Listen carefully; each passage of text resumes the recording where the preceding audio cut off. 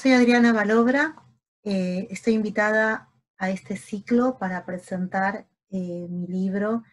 Ciudadanía Política de las Mujeres en Argentina, publicado en 2018 por la editorial Grupo Editor Universitario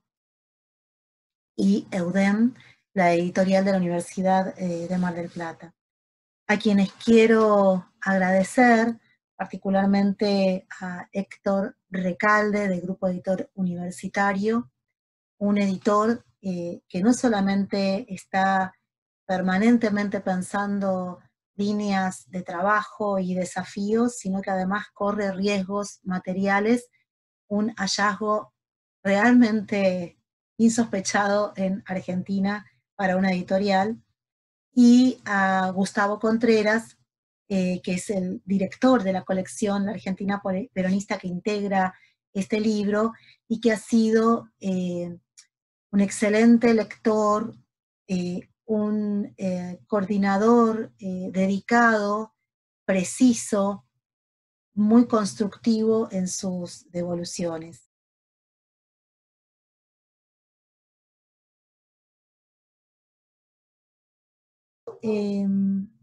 La estructura del libro, en cierto sentido, desborda el, el, el periodo de la colección, porque no solamente que se centra en la Argentina peronista, definida en particular en los términos del primer y segundo gobierno peronista, sino también porque el libro hace un recorrido por el periodo previo y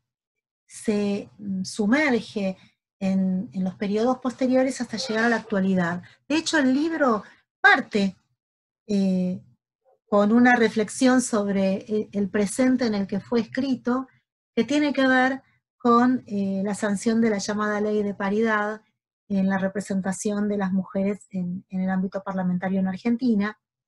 y con lo que esa ley generó. Y ese ejercicio nos permite también pensar en otros contextos en los que la participación de la política de las mujeres también generó debates, rispideces, malestares y también muchas celebraciones. Entonces, el ejercicio es pensar esos hitos históricos, no porque sean parte de una secuencia lineal, sino porque son momentos significativos para pensar esas distintas dimensiones que abordan los capítulos, como bien decía, la representación,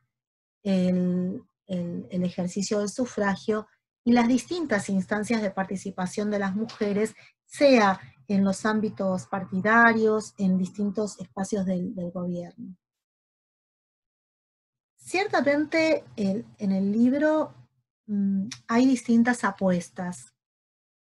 La visibilización, una palabra que es muy recurrente en los trabajos sobre historia de las mujeres, la visibilización de ciertos nombres me permitió ir recorriendo como distintos andariveles, distintos niveles o capas de la problemática que yo abordaba, porque en general la historia política se ha visto como una historia fuertemente institucional, una historia centrada en un sujeto masculino. Hitos relevantes resultan ser el supuesto voto femenino municipal en San Juan, y digo supuesto porque lo que el libro muestra es que no está demostrado que las mujeres adquirieron los derechos municipales, en este caso, con el gobierno de Domingo Faustino Sarmiento en la provincia de San Juan. Está demostrado porque no tenemos ningún documento que fehacientemente lo compruebe, por lo menos elaborado por Sarmiento. Pero además, tampoco tenemos registros electorales que nos permitan confirmar que las mujeres actuaron después de ese documento, si es que eventualmente no lo tenemos. De hecho, un problema es que tenemos nombres que podrían ser de varones o podrían ser de mujeres, porque la estabilidad de la denominación en el siglo XIX no estaba fijada en términos de género como podríamos suponer hoy. Entonces puede aparecer una María, Rosario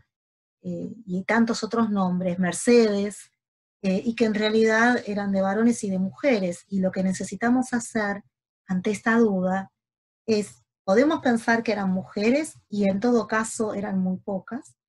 y si no eran mujeres, necesitamos contrastar y confirmar. Entonces, necesitamos fe de bautismo, registros de propiedad, porque el ámbito municipal es el ámbito del voto de contribuyentes. Es decir, necesitamos tener no solo creatividad para confirmar esta información, sino también un trabajo sistemático, metodológico y riguroso para poder hacerlo. En relación al periodo específico al que me invitaba a pensar Gustavo y por su intermedio Héctor, tiene que ver con el periodo peronista, donde nuevamente aparecen una serie de núcleos problemáticos, algunos de los cuales fueron construidos al calor de ese momento y otros fueron construidos a posteriori. En ese contexto, lo que me resultó interesante es mostrar cómo los debates sobre los derechos políticos de las mujeres evidencian que las posturas partidarias se solapaban respecto de distintas maneras de pensar en el modo en que las mujeres iban a acceder a esos derechos. Por ejemplo,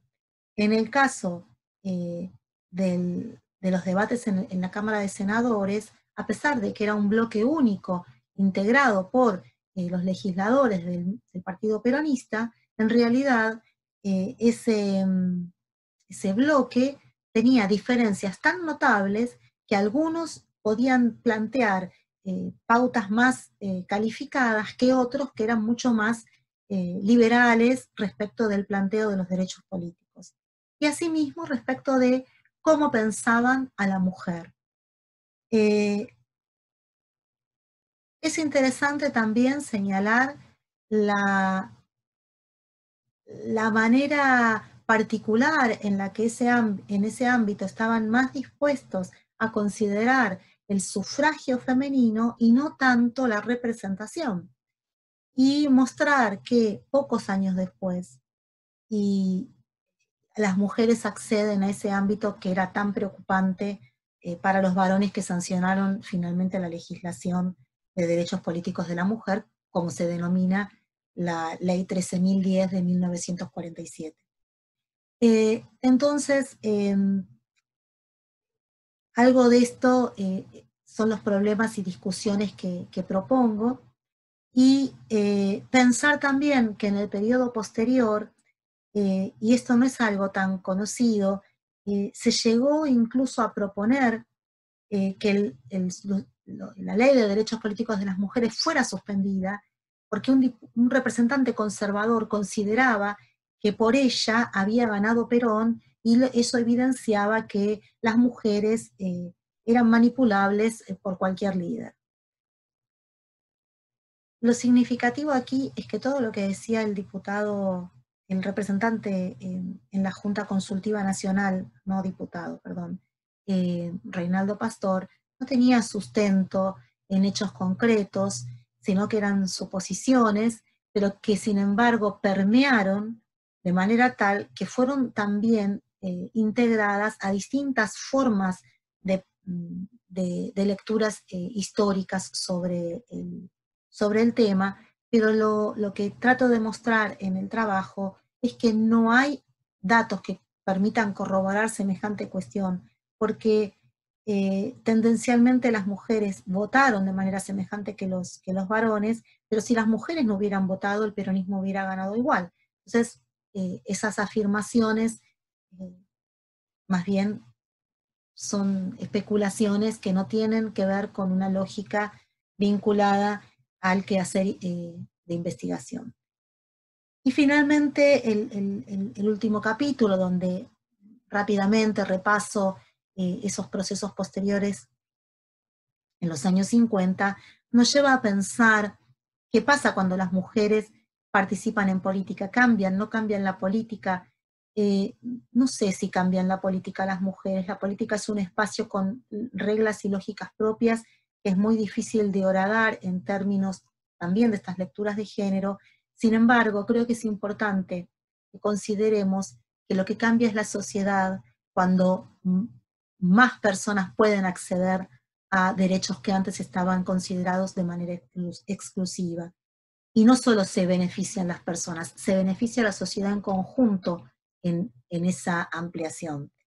Este es un poco el mensaje también para pensar como propuesta, con sus límites y sus alcances. No lo pienso en términos de progreso constante ni lineal, pero sí para pensarnos en términos problemáticos, con los alcances y las limitaciones y con lo que podemos pedir y lo que podemos esperar de estos procesos de ampliación y sus significados. Bueno, espero que disfruten el libro, que disculpen los errores que evidentemente va a tener porque no hay un libro perfecto, eh, que espero haber logrado una fluidez y una sencillez en la transmisión sin incurrir en una simplificación